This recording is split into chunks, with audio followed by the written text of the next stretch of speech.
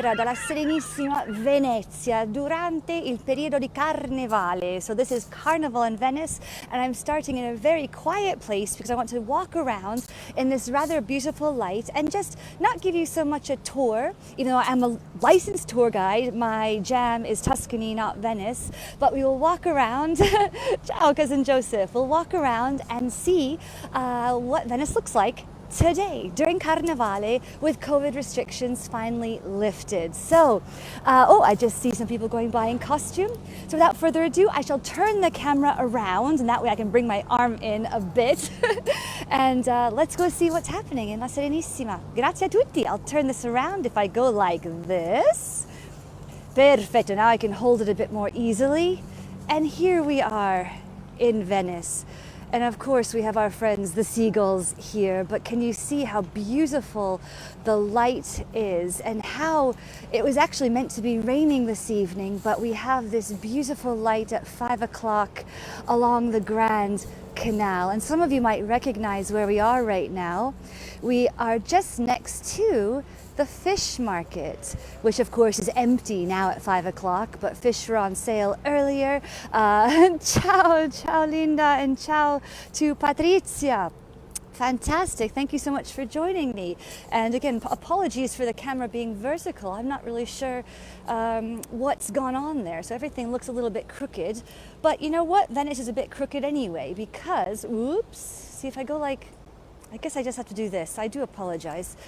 So I'll go around sideways uncomfortably as we go in search of people celebrating Carnevale.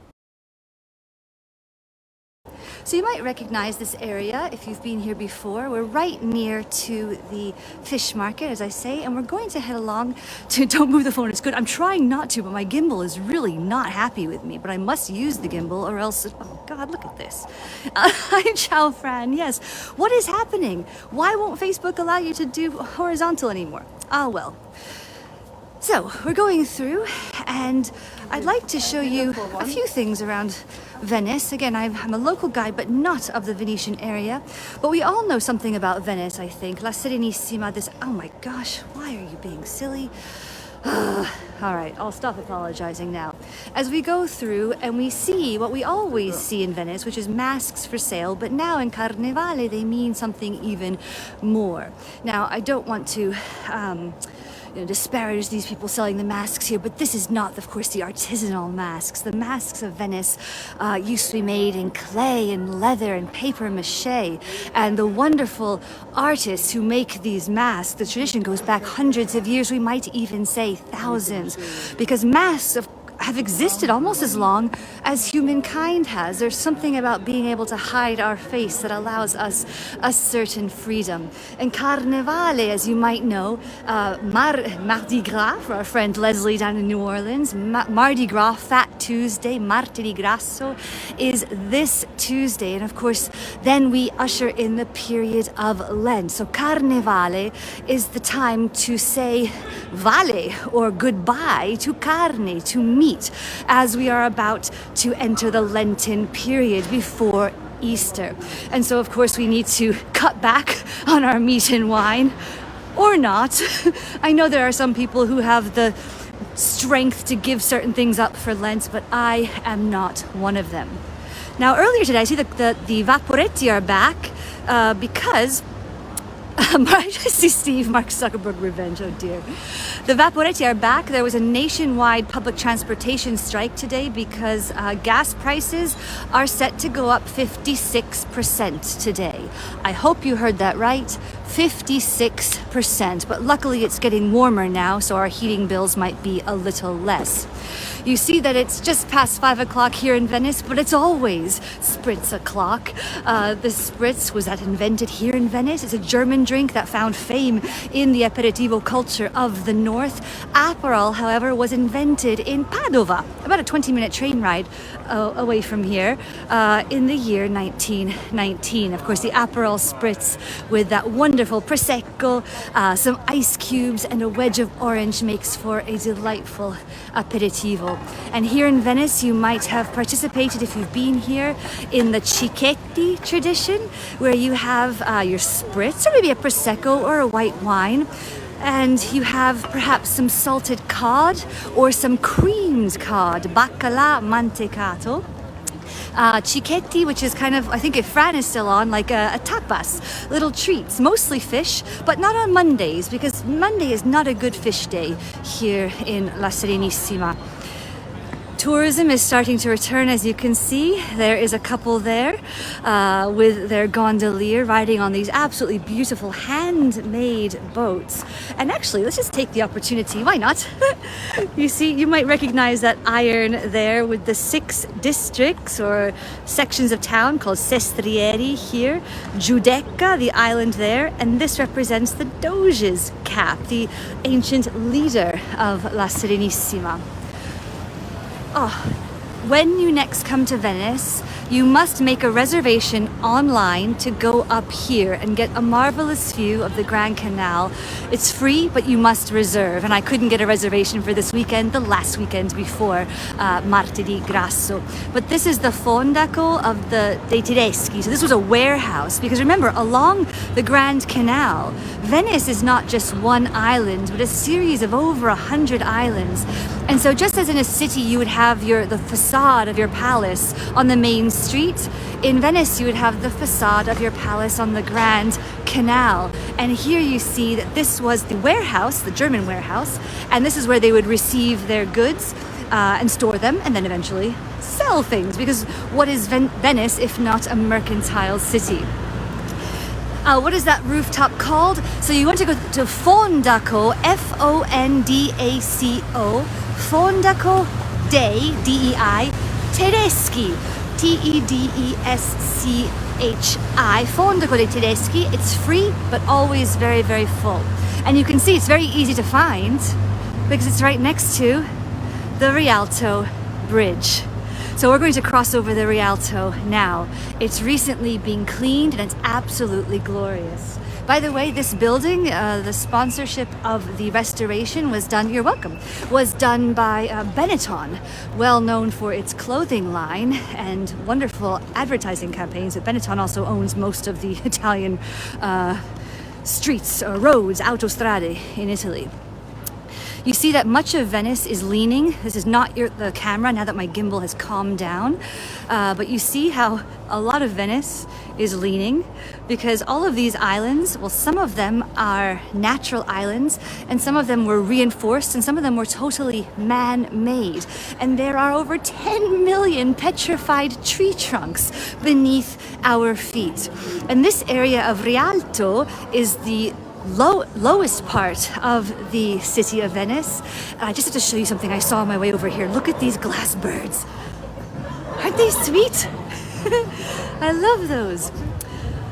The Venetians, because they're on a lagoon, they were able to navigate the lagoon using their flat bottom boats, what we now call gondole. Now they all have to be black. But now, oh, can you hear the music? Ah, there's a bit of a Carnevale air here as we head into town, but I wanted to make sure that we started in a non-crowded area, and good thing I did too, because the gimbal, I think he was a bit shy. The only thing I've been doing really this year is the reason I'm in Venice is because I've been teaching online for DKU, a university, Duke's sister university based in China, and so I took my students here. My mum is saying she really liked those birds. Hint, hint. Yes, well, hint, hint to myself because I thought they were fantastic. I might have to go back. Now here we see lots of people. There is no longer an outdoor mask mandate, but for Carnevale, there might be a different kind of mask mandate. Here we can see a whole bunch. You're most welcome, Diana. Grazie a te. Thank you for coming. I mentioned before, I always, you know me, I always go on different tangents because I get distracted by beautiful things. And masks, going back to when my gimbal was going crazy, masks are a part of human culture. We've been wearing masks, think back to the ancient Greeks, right? The comedies and tragedies, and they would wear the masks to help, well, let's see if we can get in here and get a nice view too, to help express the actors' emotions using a mask for the comedies and the tragedies. Yes, we have to go in here because this is well worth the view. As we come down on the other side of Rialto, Oh, look at that. Let's just take a moment to enjoy. So, masks have been used in theatrics. Oh, look, there's some people, speaking of being theatrical, right there on the dock. Even perhaps ancient Egyptian rituals, right? Priests might dress up with a mask of, say, the jackal-headed god Anubis to help in their religious rituals. Masks, of course, can also help us become that person we've always wanted to be. And during Carnevale, the world turned upside down. Oh my gosh, this is just beautiful. I hope it looks as nice on the screen as it does in real life. But look at the sun shining on that Vaporetto stop over there. How fantastic. I can't tell you how nice it is to be here again. I mean, I am telling you. It's been about 3 years since I've been to Venice. And it really does feel like things are changing for the better, so fingers crossed, fingers crossed. Perhaps we will come across a plague doctor along the way. Oh, ciao, Carol! As we make our way through, I might have to put my mask on just because I've made it this far. I don't want to get COVID in the 11th hour. As we come back down across the Rialto, love how the wonderful lights here for Carnevale. Carnival is a time where the world can be turned upside down, where the poor can be rich, and perhaps the rich can be poor, and the married can be single, and the single can do whatever they want to.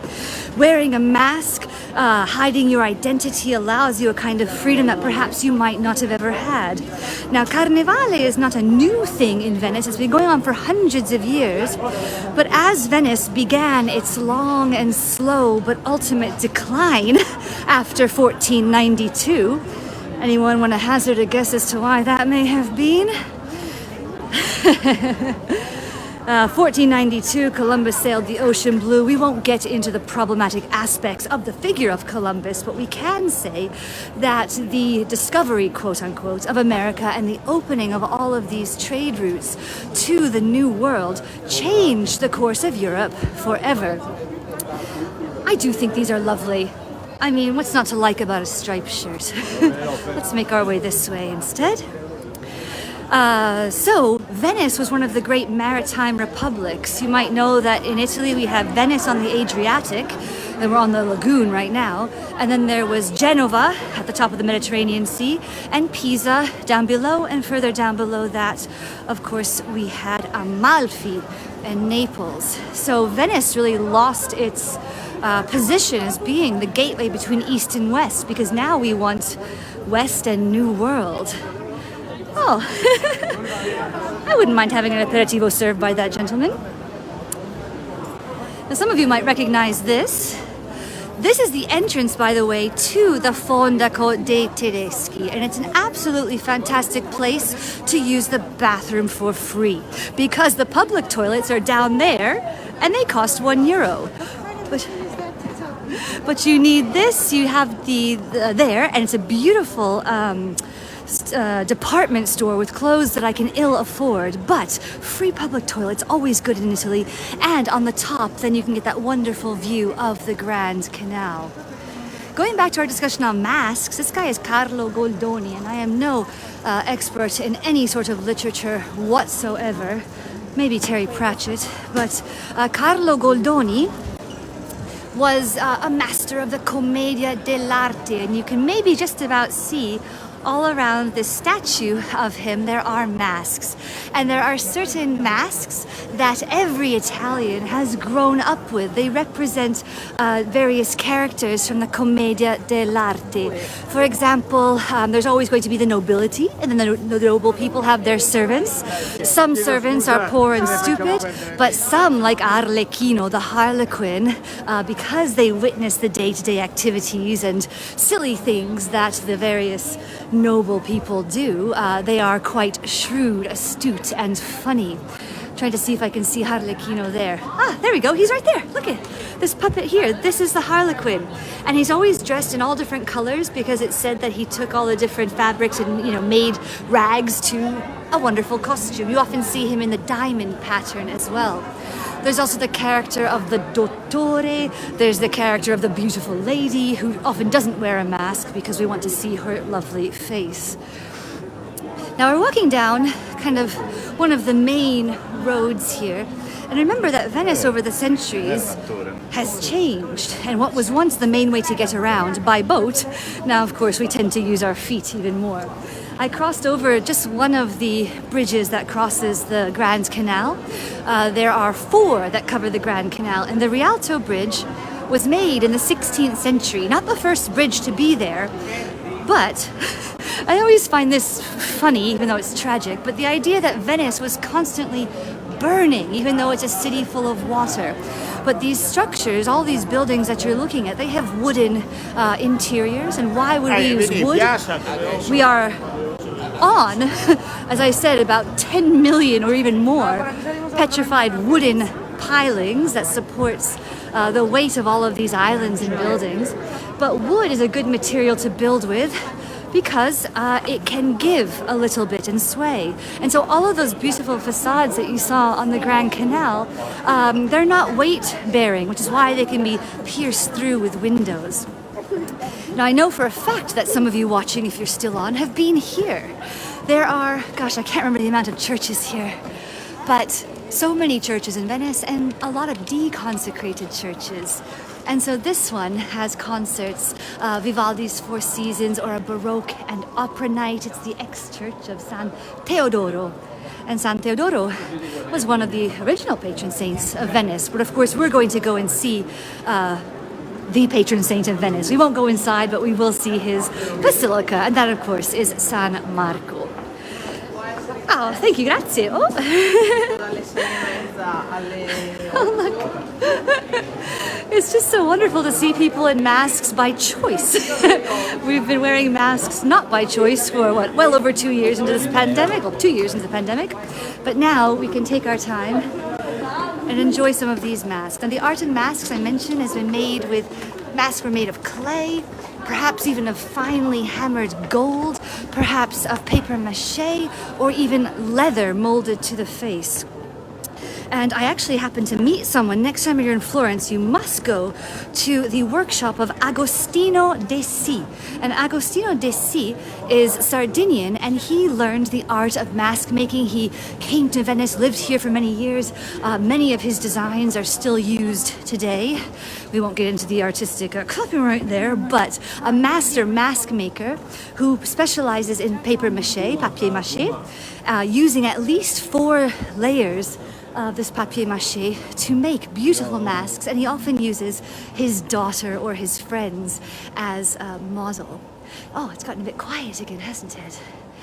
This is the theatre of Carlo Goldoni, so we saw his statue before, very nicely dressed gentleman here, waiting to sell us tickets. Maybe I will go to a performance later on. Can you guess where I am? I'm making my way now over to San Marco. All roads, or calle, lead to San Marco, the only piazza in town. The piazza, of course, means square, but in Venice there are all of these islands, and all of the islands have a few things in common. So when Venice was begun to be built up, perhaps already from the 5th century after the fall of Rome, but definitely by the 7th century. Oh, there's a graduate.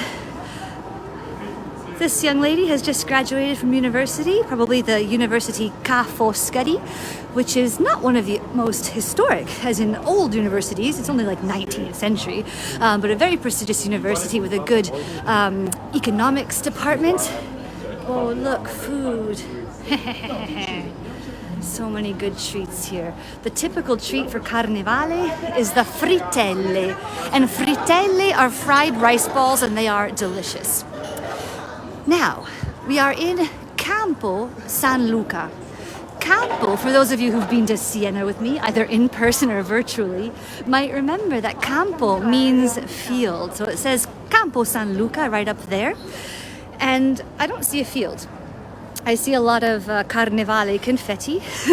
But remember that all of these islands were inhabited by people eventually. Buildings were built. And this Campo is a bit of an anomaly because it doesn't have what other campi should have, which is a pozzo. There should be a well here in the center, and there should be a church dedicated to San Luca. So every little island had a square, which we call a campo. It was a field for animals to graze in and perhaps to play medieval forms of frisbee, I don't know. And then you would have a well or a cistern to be able to collect the rainwater, and then the bells would ring letting you know when you could collect your water for the day.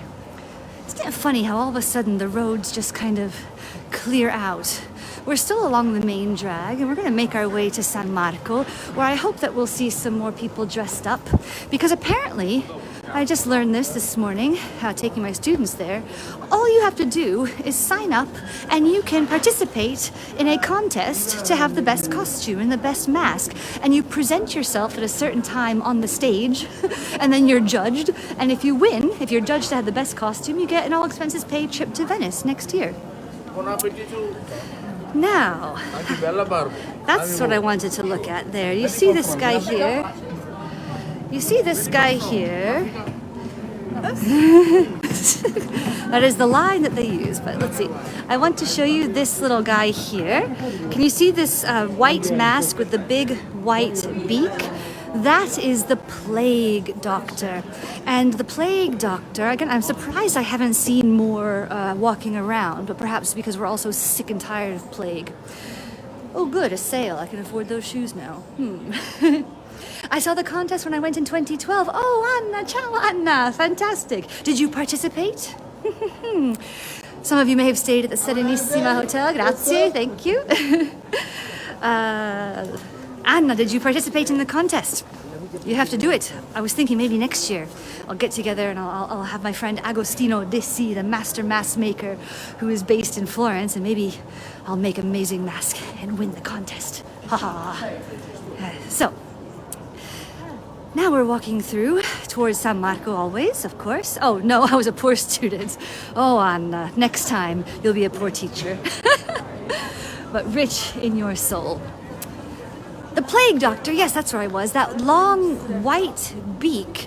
The idea was that you would fill that long white beak with all sorts of spices to ward off that bad air from the plague. The eye holes would be covered in glass, so that way, I mean, even back in the day, they knew that even sometimes contagion could spread through mucous membranes.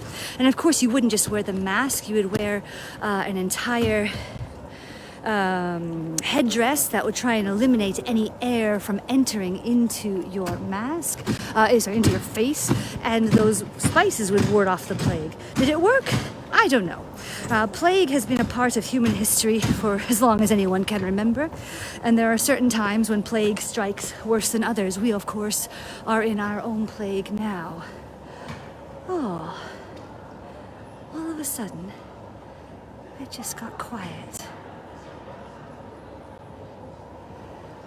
La Serenissima. I have to say, ciao Alfredo, that there is something extremely magical about this place. They say Venice is sinking. It's not so much sinking as parts of it are eroding. The worst problem to Venice, as probably a lot of you know, is depopulation, because this isn't the easiest place to live. Here's a cistern we were talking about before. Again, this isn't the best example, but I was taking a different route today just to, admire some of the Carnevale scenes happening here. But Venice is not necessarily sinking, but of course you know that the tides are controlled by the moon. And where's my foot? There we go. There are holes everywhere along the streets of Venice, and basically the water can bubble up from underneath as well as splashing over like this from the canal. When you have a full moon and the wind's coming from the right or wrong direction and high tide, that's when you can spell disaster for Venice. Add on top of that the huge amount of motorboats that pass through these canals. Why would a motorboat be a problem? Well, let's just have a look here. So think underneath all of these buildings, there are millions of wooden pilings, basically tree trunks. Then you have kind of a layer for the buildings to go on, and a wooden layer, which is a bit flexible. Then you have, I can't see it now, but a layer of Istrian stone, white stone that is impermeable from Istria, which is a peninsula on the Adriatic, now modern-day Croatia. And then you build your building, there you can see there, with brick. Now, brick is a much cheaper and lighter material, but it's porous.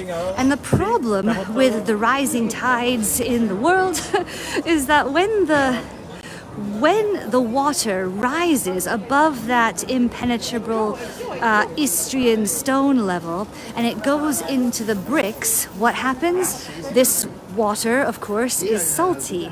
And then the salt crystals, oh, thank you, Marilyn. The salt crystals expand and therefore destroy the brick. Then, if you add all these motorboats in the canal, the whirring of the engines can wear away at this now even more damaged brick. But good news, the big boats, the cruise ships are finally no longer allowed to go through the Grand Canal. We'll see how long that lasts, but as of now, they are not allowed to do that. As you can see, there's quite a few people here. Some of you may have had the pleasure of entering into a gondola from here. The gondolas all look a bit crazy and crooked, and that is not your imagination or my phone. But these are not straight. They all curve slightly, this kind of half-moon shape, all handmade still today. Very few artisans remain who can make and repair these gondolas. And to get a gondola license, there's only a limited number of gondola licenses. It's not like when you turn 16 you can just go to the DMV, right? There isn't a gondola MV. Or would it be GBV, the gondola boat vehicle registry? I don't know. Anyway, it doesn't exist. You have to either inherit your gondola license or wait for someone really nice to give it to you. And here they are in their typical straw hats and striped shirts. There are also, of course, artisans who make the forcole, which are like the gear shift on which the oar rests. And the oar, oh, there's some people crossing over. Let's go have a look. The oar is also handmade. There we go. Oh, aren't they beautiful? I hope they got good points. Lots of people dressed here. You can see, ooh, there's some turbans there. Of course, when you think of Venice, I'm wearing a special scarf today. It's from Turkey. And of course, in Venice, we are at the top of the Adriatic on the eastern coast of Italy. Ooh, pretty lights. It looks like they're sparkling in my phone. They are sparkling a little bit here in real life, too. And so a lot of mixing between east and west, if you will. Now, some of you might recognize where we are going. We are entering into the only piazza of Venice, and I'm doing this on purpose. I want to do the grand reveal. Oh, yes. When I took my students there this morning, it was 9 o'clock, so it's 4 o'clock over in China, but you could not see the basilica from where I'm standing. So, now the light is truly beautiful. And we are in the Piazza San Marco. Oh, it looks fake. Oh, thank you, Susie.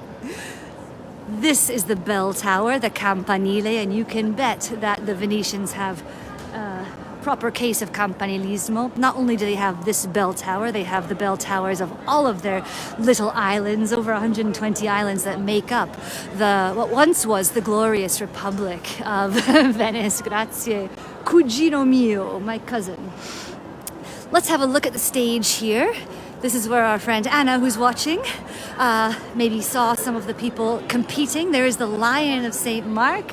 Oh, grazie. Oh, good. A lunch break tour through Venice. I'm happy with that. Now, we see the lion everywhere because the lion is the symbol of St. Mark. And those of you who know your Christian history know that the four evangelists are Matthew, Mark, Luke, and John. I missed Venice too, Leslie.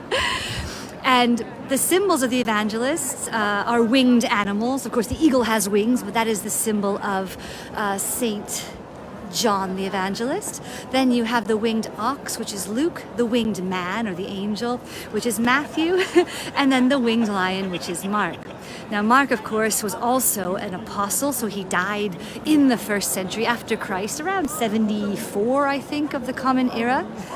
And his body, however, was in Alexandria, And it was stolen by the Venetians because there was a prophecy that basically Mark wanted to be here. And so Christians from Venice went over and stole his relics. And using the excuse that we got away with it, God must have wanted it. But of course they were a bit sneaky in their thievery because they buried the bones of the evangelist, of the apostle, of Saint Mark underneath a whole bunch of pork products. And so coming from an Islamic country, of course, they just went through customs without having their box inspected. Very clever, very clever. But God willed it. I'm gonna go follow people. I see a camera flash. Let's go see what's going on over here. I see a devil. I don't know that I want to see the devil. I like these two people over here. Look at these guys. Oh, aren't they beautiful? We have a lot of kind of like steampunk stuff going on as well. Beautiful. It makes my hips feel very small compared to hers. And he's wearing what looks to be some sort of fur, probably faux. They're both wearing a beautiful fur garment on top of their baby blue. Very nice looking man here with his tricorn hat.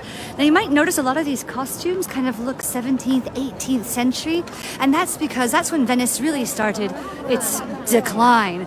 Venice, after 1492, lost a lot of its prestige and money, and the great mercantile city, still known for its glass, but even then the secrets of Murano had left the island. And Venice didn't have as much, perhaps, to offer. But they had lots of money, and they had Carnevale, and they had casinos. The oldest casino in the world was founded in Venice. Buonasera. Was founded in Venice in the 17th century. It still runs today. And if you are a noble who has maybe lost some of your fortune, maybe you'll go to the casino, but you don't want people to know that you've lost your money, so you wear a mask. You can, oh, look at that sky and look at these costumes. I wish you could be here, Lydia, for an Aperol Spritz as well. Maybe here. Oops. Oh. I've only ever had a Spritz in the piazza once. And it was just over here at Bar Florian, sitting outside. Now, I wonder if the dueling pianos will come out, but they're all covered. Usually you'll have a piano player there and two more over there where the awnings are, and you have to choose the best piano concert. Now, of course, it's very expensive to have even a coffee in the piazza, but you sit down and you stay and you people watch and listen to the concert, maybe have a dance or two and get your money's worth, because this isn't the kind of thing you get to do every day. Let's see who we've got over here. Oh, smoking a cigarette. Sorry about that. But you can see there are people in costume all over the place, people taking pictures and enjoying this absolutely glorious evening. So when I took my students this morning to go and look at Santa Maria della Salute, we couldn't see it. But now I know we will be able to. So we'll go over there and finish our tour with another view of the Grand Canal as we admire the clock tower here with the two Mori, the two men up there who chime the hour, which maybe I'll come back for 6 o'clock. No, I won't. We're gonna miss that. But anyway, they still chime the hour up there. Oops. Oh, this thing here, he's wearing a bauta. And so he can eat and drink, or she, eat and drink without removing the mask. Haha. So you can continue your gambling to gamble away your family fortune, but no one can see you as you take a break in between the roulette wheel. Oh, look at that. The light is just, you can see how the beautiful evening light is still reflecting off of these golden mosaics. And inside is an absolute feast for the senses, completely mosaicked with beautiful marble patterned floors. They've just changed everything so that you actually do have to pay to go inside now. These marvelous horses up here, these 4 horses, either Greek or Roman, the jury's still out. They were stolen by Napoleon. Napoleon, those of you who are my age. Oh, thank you, Kathy. Oh, look, there's 2 Dalmatians here. Those of you who are of my generation might recall Bill and Ted's Excellent Adventure, and they refer to Napoleon as the short, dead dude.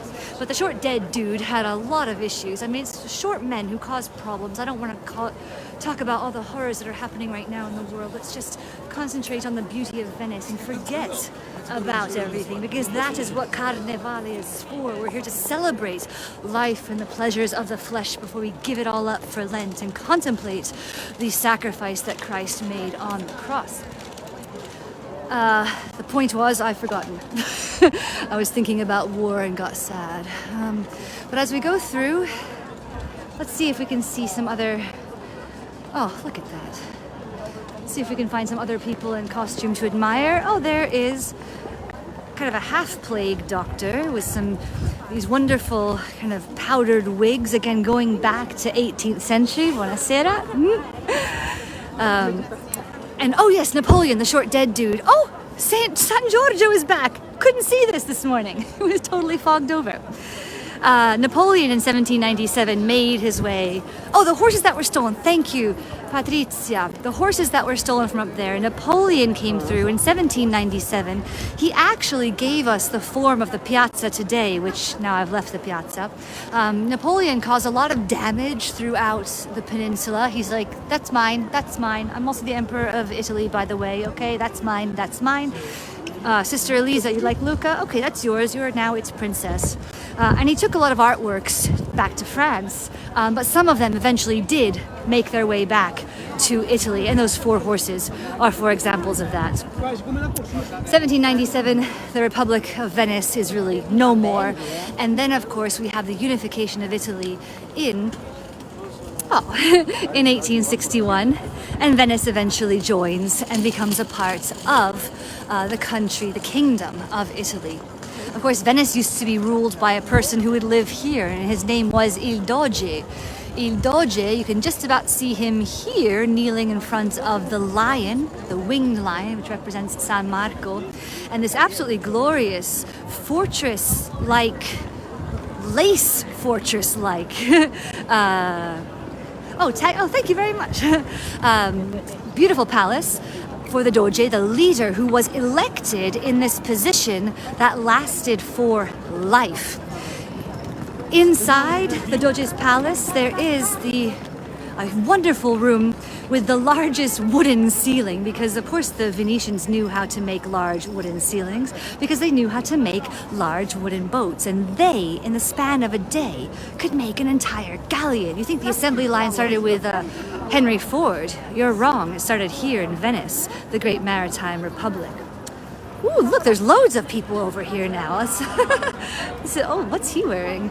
There's another bauta, that kind of eating and drinking mask with a bit more attention paid here. Oh, he's done well, he's done well.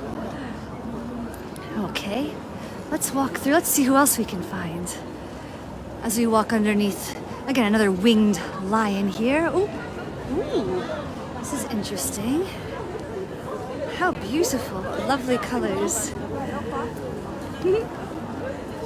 It's so cool though, because you can imagine being here in Venice, a city that now no longer had international importance, but in the 1700s, and everyone's walking around with masks and gowns, and who is rich and who is poor, even who is male and who is female, who is married, who is not. Wearing that mask and those costumes gives you a lot of freedom. Oh, I'm so pleased to see San Giorgio. Here's a lovely woman here. Ooh, she's got, it almost looks like a phoenix here. Of course, the famous opera theater is called La Fenice, the Phoenix. And Venice, many times, has risen from the ashes as it burns down and is built up again. Oh my gosh.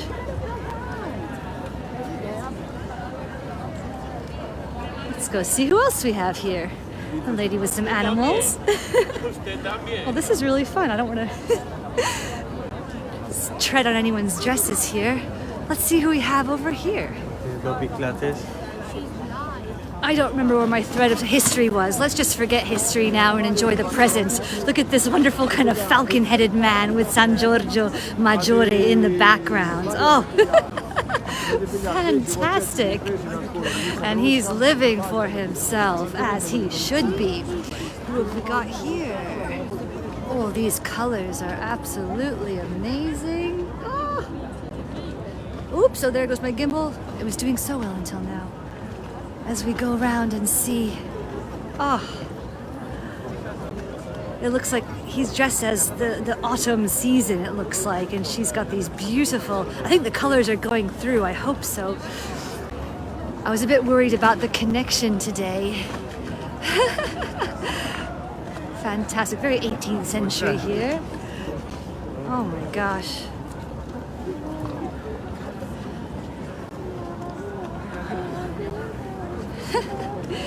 Again, if you're just tuning in, we are in Venice, obviously. This is Carnevale. Carne, meat, vale, ciao ciao. Ciao ciao actually comes from the Venetian dialect. Ciao, of course, means hello and goodbye. But Carnevale, goodbye to meat, because soon we're going to have to give things up for Lent. I have no willpower, therefore will not be doing so. But look at all these people, and a lot of people are wearing masks, a lot are not. But there's really a sense of life once again. It's been so sad everywhere in the world with this pandemic. And a lot of activities, of course, have been restricted. Let's go by Falcon Lady again. Let's go see Santa Maria della Salute. Oh, good. I'm glad the colors are coming through. Look at that. Look at this sky tonight. I'm so pleased. I'm so sad for my students this morning because they didn't get to see any of this stuff. We couldn't even see the top of the campanile. But oh, my favorite church perhaps is this one, Santa Maria della Salute, Saint Mary of Health. And it was built to thank the Virgin Mary for ending a plague in the 17th century. So plague is everywhere. Go. Oh, thank you, Marianne. Ciao, Anna Maria Piperato. You are... Actually, what is our relation? Our great aunt? I don't even know how the family tree works, but thank you so much for Joseph and Anna for joining us from Venice in Florida. So this is your namesake. These wonderful gondolas here. Of course, Venice is a city for lovers. I wonder if there's anyone else down here. No, I think that everyone's hanging out by the piazza and the piazzetta for obvious reasons, but let's just have a look at Santa Maria della Salute because the light is so beautiful. And I didn't get to see it today. But maybe we'll run across someone else as we walk down here. Oh, thank you, Lauren. Yeah, Venice, I mean, it's not an easy city to live in, perhaps. And the biggest problem I mentioned before is depopulation because the costs are so high. If you were to inherit a Venetian palace, you might say, fantastic, excellent. You better be a millionaire because to do the work to make it livable and even just doing your daily shopping is quite difficult because a lot of the shops that sell, you know, the meat and cheese and the milk you might need for your daily coffee, they close. And so there's lots of souvenir shops in their stead. And souvenir shops are great for tourists, but they're not great for people who live here because you can't eat a mask for breakfast, as far as I know. Okay, I'm just gonna go over this way. Oh. So we shall see. Venice is always it's a constant update here. The Moses project, you may have heard about that, was successfully tested a few years ago, but flooding is still a constant problem. But if you live in Venice, you get used to wearing your various level height of galoshes. You wear your wellies. Sometimes they just go to your shin, sometimes they go to your knee, sometimes they go all the way up to your hips and beyond. Just walk around in a rubber suit and not get wet. Oh, you can see the canal. You can see some of the vegetation there. And even though, of course, the pandemic, we don't need to talk about how horrible it is, but Mother Nature, she will always win out. And so the canals, not having the vaporetti, not having a lot of, not having the motorboats going through because we were all under lockdown for so long, and of course not having the cruise ships can no longer pass by here, thank goodness. But life returned to the lagoon, the waters became clearer, the fishies returned. So that's all, of course, been reversed now, but for a while, La Serenissima truly was the most serene. It's wonderful not hearing the Vespas whizzing by. No fear of getting run over by a car here, but there is fear of falling in a canal. So let's just head back into the piazza and I'll close us out and wish you a lovely rest of your day. I'm so pleased that the weather held out for us. And I'm so glad that we got to see all these wonderful people in costume. Let's see if there's anyone else new. Oh, I see a clown coming up. Trigger warning for those of you who don't like clowns, but there is one coming. As we go through the piazzetta, I'm in the piazzetta, and we'll finish in the Piazza San Marco. The lighting was perfect. I planned it all myself. There we go, a little clown and a lady. I was really hoping to see more doctors. My new friend Agostino Dessi from Florence, he gave me a little mini plague doctor mask, but it's only about that big, so I couldn't wear it, but I really should have brought it along with me. I just didn't want to damage it. Okay, grazie. I'm not exactly sure what they're doing here, but I always like to see when they do works, because you can see these volcanic stones called masegni have been... Oh, there's another guy in costume. They're digging them up, and when you can see underneath the paving stones, you can see how the city works. Thank you, Mary. Grazie. Nice to see you, or see your name. Oh, ciao, Monica. This is where Monica was inspired to write her wonderful book, and I believe you used the expression spritz a clock. Oh, ciao, Heather. And please give my love to your mum, Susan. Ciao, Leslie. Oh, and there's Pamela coming right in at the end. Oh, ciao, Linda. I will see you very soon. There we go. Can you see all of the different pipes and stuff, the electricity and the gas going through? Obviously, they have to get everything ready for tour season. We'll see what happens, but fingers crossed, travel will be available for all those who want to travel. And then you can come into the Piazza San Marco and treat yourself to a well-deserved spritz and listen to the pianos and watch the people. Don't think about Napoleon and what he did over there. It looks nice now. There's a banana here. I'm gonna say, I don't know how I feel about your banana costume, sir. I don't think that was enough effort for Carnevale, to be honest. Negative points. Okay. Oh my gosh.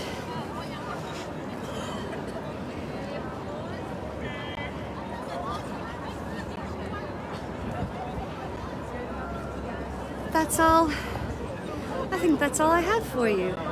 So, thank you for coming along on this gentle stroll through La Serenissima and Carnevale. So goodbye to meet, hello to Lens, and goodbye to Venice, and goodbye to you. I hope to see you very soon, in person or online, and grazie mille. I shall finish with a panoramic view of the piazza. Grazie mille. Oops, I'll turn this around. Oh. There goes a plague doctor.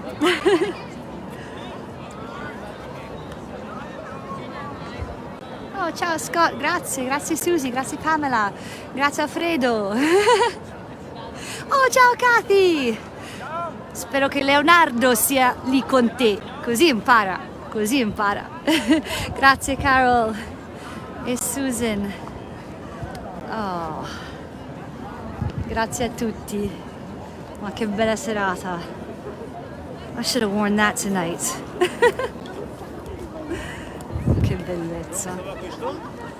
Grazie Dave, grazie Patrizia e Lauren. Grazie Paolino. E Eloise, no, il cielo è stupendo. Look at the light. It's just glorious. I'm gonna follow people.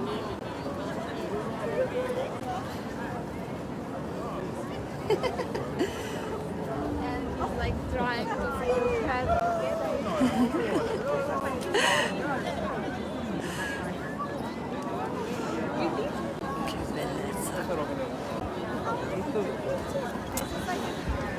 Ok, grazie a tutti, ci vediamo la prossima volta.